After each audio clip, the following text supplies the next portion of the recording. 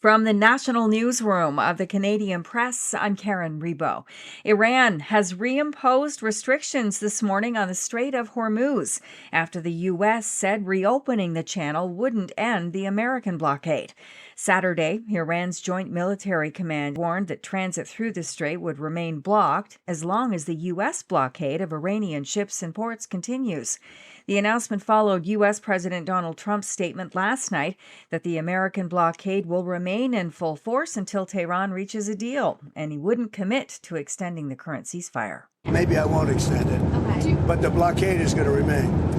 But maybe I won't extend it. So you have a blockade, and unfortunately we'll have to start dropping bombs again. Israeli strikes targeted 3 different medical teams in the span of mere minutes in southern Lebanon, killing 4 medics and wounding 6. Nova Scotians are marking 6 years since a mass shooting killed 22 people. It was the worst mass shooting in modern Canadian history. Gabriel Wortman's violent string of crimes began with assaulting his common-law partner. He then spent more than 13 hours fatally shooting neighbors, strangers, and an RCMP officer until he died at a gas station north of Halifax.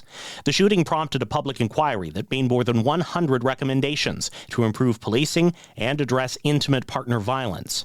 Premier Tim Houston says flags will be lowered to half-mast at all Nova Scotia government buildings this weekend. Jason White, The Canadian Press. The RCMP says a baby and a toddler have died in a house fire in west central Alberta. Police got the call Thursday afternoon about the blaze at a rural home in Brazeau County. They say a woman and 2 other children managed to escape the flames, but that the infant and toddler were still inside.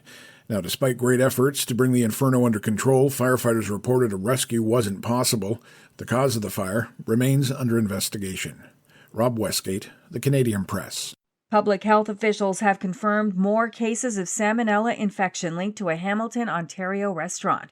Hamilton Public Health says there are now 13 confirmed cases from an outbreak of the foodborne illness tied to the Piper Arms Stony Creek location. Another 44 people have reported symptoms consistent with salmonella. Police in BC are hoping the new chemical fingerprinting program will be a game changer in the province's battle against toxic illicit drugs. Health Minister Josie Osborne says the provincial government is pleased to be supporting innovative, health-focused solutions such as the new Track and Trace initiative.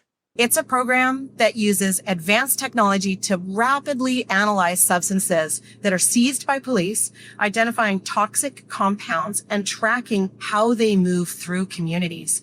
That technology is being developed at UBC by Eidos Innovations. This is the Canadian Press. In sports, the Ottawa Senators will visit the Carolina Hurricanes to open the NHL playoffs this afternoon. Carolina finished atop the Metropolitan Division with the Eastern Conference best record. Ottawa earned the second wild card. Later, the Minnesota Wild will take on the Dallas Stars, and the Pittsburgh Penguins host the Philadelphia Flyers.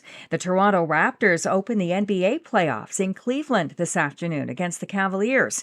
Toronto swept the season series between the two teams. However, all 3 games were played before Cleveland acquired 11-time All-Star James Harden. Last night, the Phoenix Suns locked down the Golden State Warriors, winning the play-in tournament.